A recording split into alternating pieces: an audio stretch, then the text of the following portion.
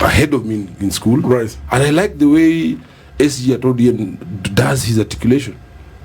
But we can't have this now. This becomes now a cold, then turns out to be something more serious. Malignant. Yes. Violence, rocking UDA? No. Like, we were used to this headlines in a different discussion. And where those quotas used to give us violence, now then there's no longer violence there. It's discussions. Hey, put it in a paper, put it in a bill, lobby, push, coerce, do something, but violence. In this 2024, no. There's something about I was reading the paper here and I found a very interesting on page 6 of today's Standard. Even that laugh. Questions. It's actually a fishy one.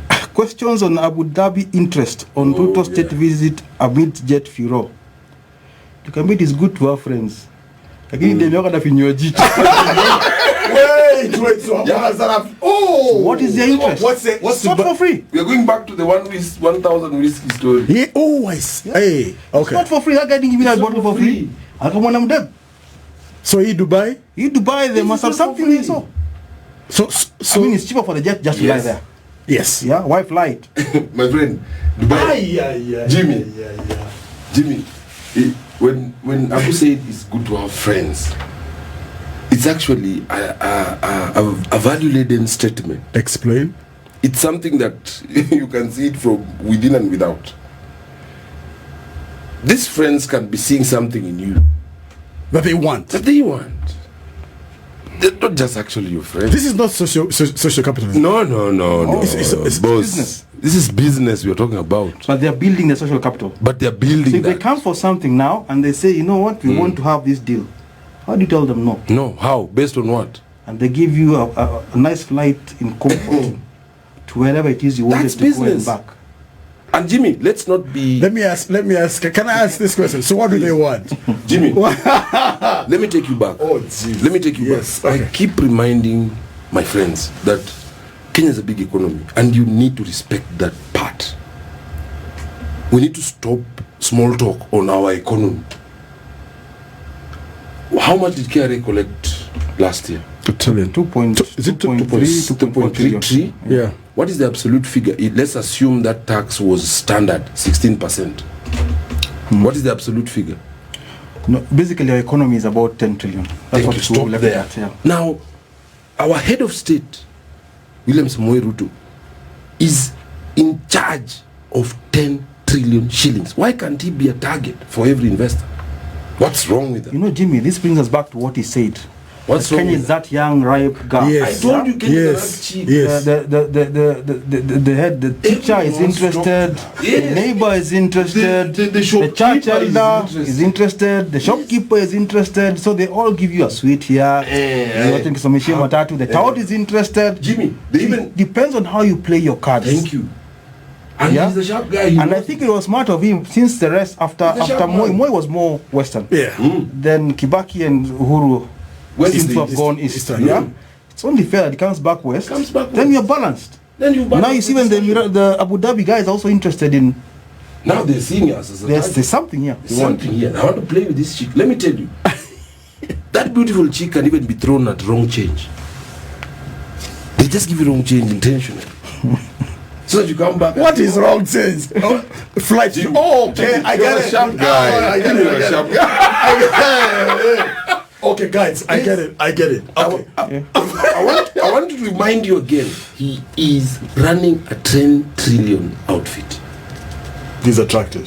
Yeah, he's very attractive. Very attractive. He has the best position. Look, South Africa is on BRICS right now. Yes. Let's not talk about the elections. Yes. But he's on BRICS. Yes. West Africa has a lot of infiltration of the Russians taking over that part. Apparently.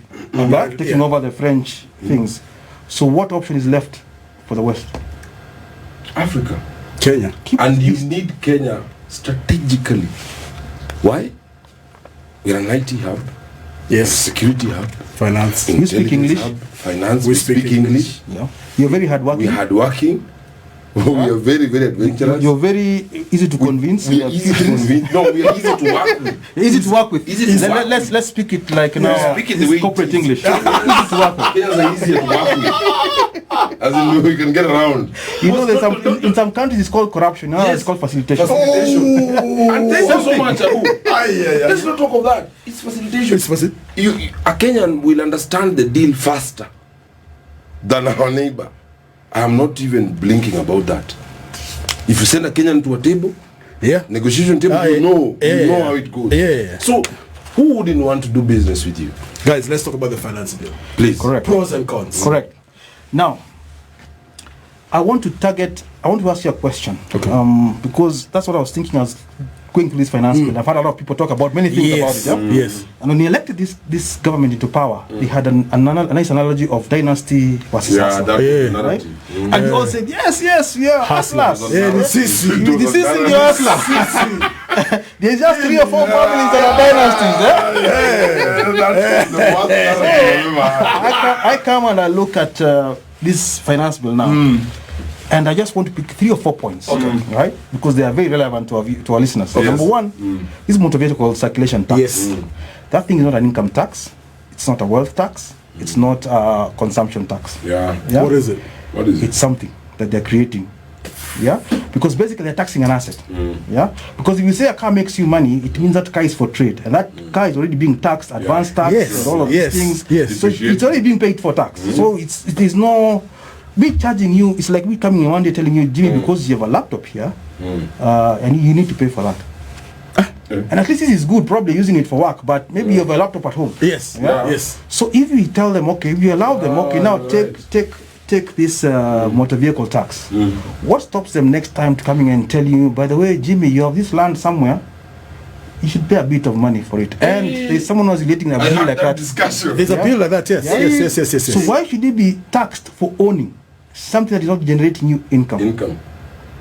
So my question is, and then when you look at the motor vehicle tax, it has a cap. As in after 100,000, meaning any vehicle over 4 million shillings, it becomes irrelevant. Everyone pays 100,000. It's 100K. Yeah? So who's actually being taxed? The guy who's has a car between, let's say, 4 million and below. 4 million and below. Now go to the roads today. Oh, wow. Yes. What is the percentage of those cars on the road? 90%. Probably 95. Yes. 90%. Yeah, 96. Yes. Because the others are government, most of them. Yes. The bigger ones are mostly government and companies, but for for personal use, private owner. how many people can afford a car worth more than 2 million, 3 million? That's basically even a RAV4 is towards the end. Yes. So who's being taxed? The hustler. You're right, Abu. That guy who believed he's a hustler. He's the hustler. The one who was busy typing on the typing here saying the way you know this guy because you assumed in your head that the dynasty was talking to you. But look at this tax. Dynasty has been shielded. Dynasty has been shielded. The bigger people can afford a vehicle more than 4 million shillings, they've been shielded.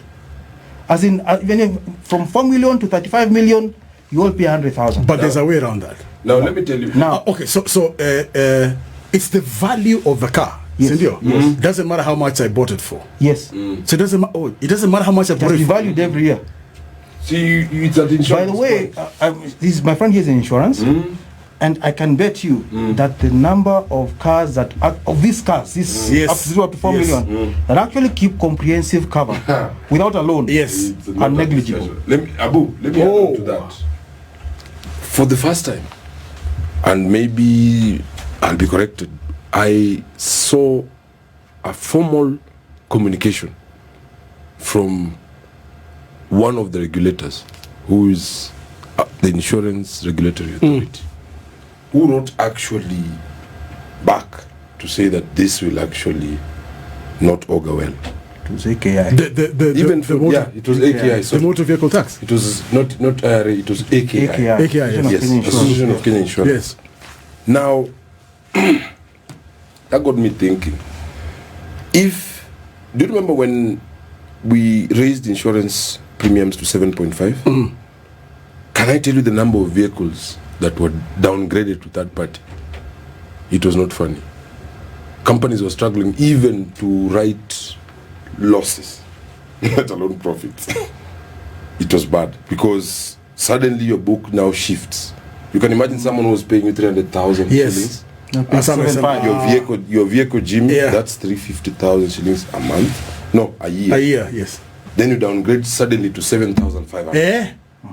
What will that do to our cash book? To that insurer's cash book? Now this will now put more strain on it.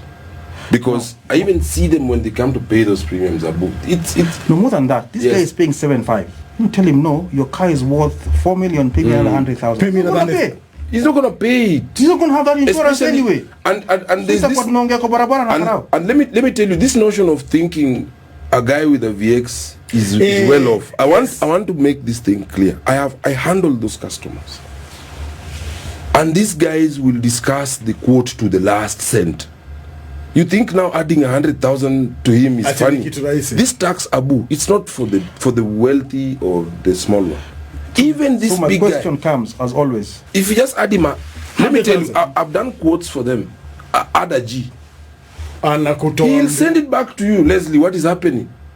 This is a guy who has 4 vehicles, big top range vehicles, but he's telling you, boss, don't assume that I drive a Land Rover or a VX. So what does it mean? What does it mean?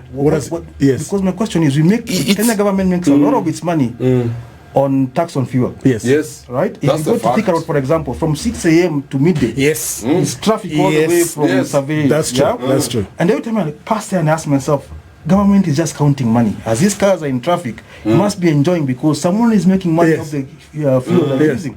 So you keep 90% of those cars home. Now how will we get through? So exactly, where do you want to get that money back from? The fuel tax.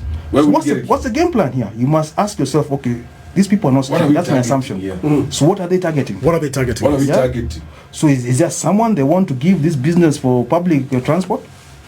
Oh my God! That's one way of looking at it. But will he be able to cater for that amount? Cater for that.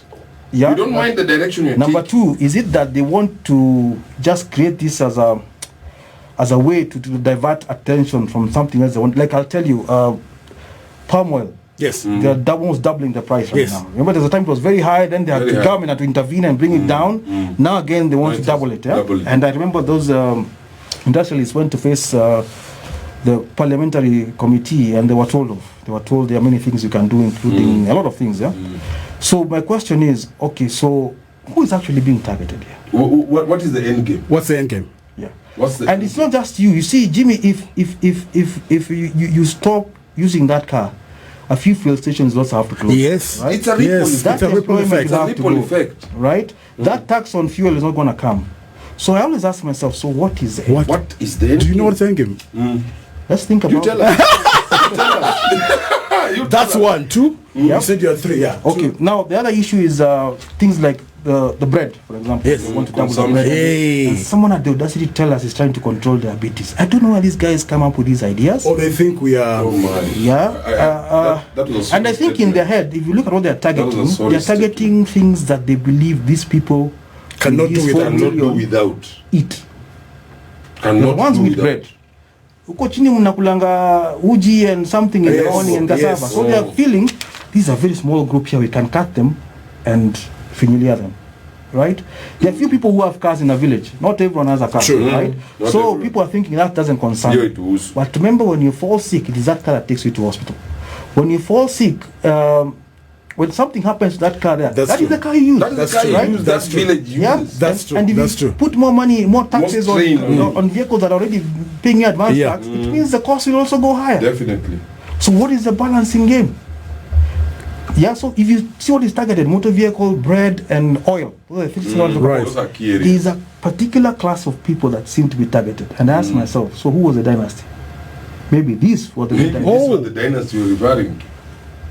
Wait, explain that. So because I thought you thought dynasties are now protected. So yes, because the upper ones have been protected. So those are not the dynasties. The ones who are being exploited are not in this. So when they started and told you, hey, dynasty buyer. It is that 4 million guy. They understood it is you thought it is the guy above you. No. It's you. That dynasty is you. Yeah. You who actually makes your payments. So you on better time. do something about it before. You must show them we complain. Even now the politicians to this one we lobby, we push, we actually It's time to find out who your MP is. No, it's time to find out who's your guy in Parliament. And on a serious note, we need to actually... And we should not accept anything like a secret ballot. Let's not even accept. We want to know what the MP for Shinyali voted for. Either for or against. The MP for Madare, what he voted for. Those are the constituencies that I come from. I want to make sure I know what those guys will do. Because if you did that and Abu did that, there'll actually be some restraint here. There will actually be some restraint, and the outcome will be in your favor. Because now